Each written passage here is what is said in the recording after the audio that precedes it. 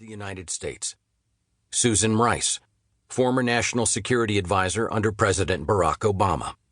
Sarah Huckabee Sanders, Assistant to the President and Press Secretary to President Donald J. Trump.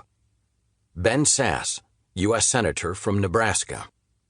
Dan Scavino, Assistant to the President and Director of Social Media to President Donald J. Trump.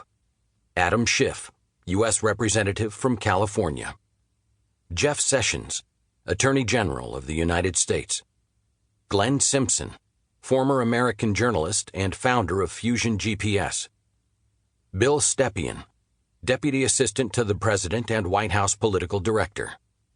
Peter Strzok, former Chief of the Counterespionage Section of the FBI and paramour of Lisa Page. Eric Swalwell, U.S. Representative from California. Donald J. Trump, 45th President of the United States.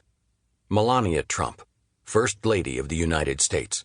Elizabeth Warren, U.S. Senator from Massachusetts. Maxine Waters, U.S. Representative from California. Sally Yates, former Deputy Attorney General under President Barack Obama. Chapter 1. The President.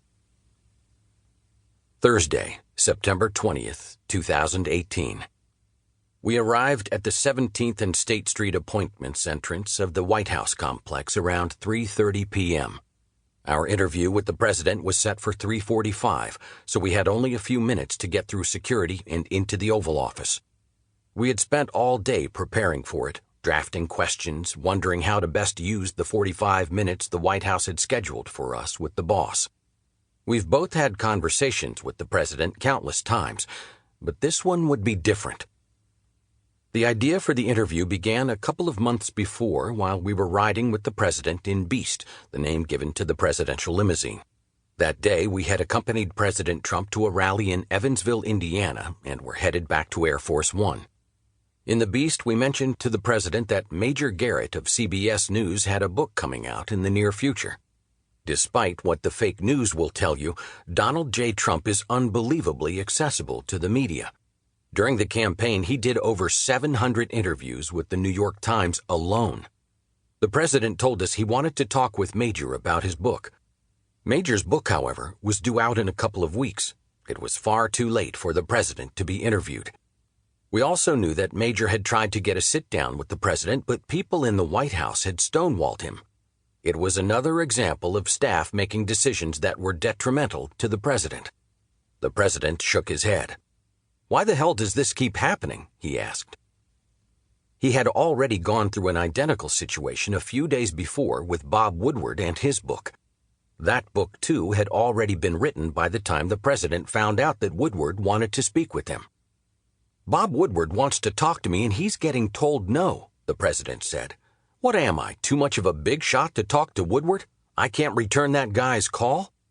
The President was clearly irritated that he wasn't getting his messages. The President had believed, and rightly so, that without his input, Woodward's book would portray him and the White House in a negative light. The book is filled with inaccuracies and lies from disgruntled former staffers.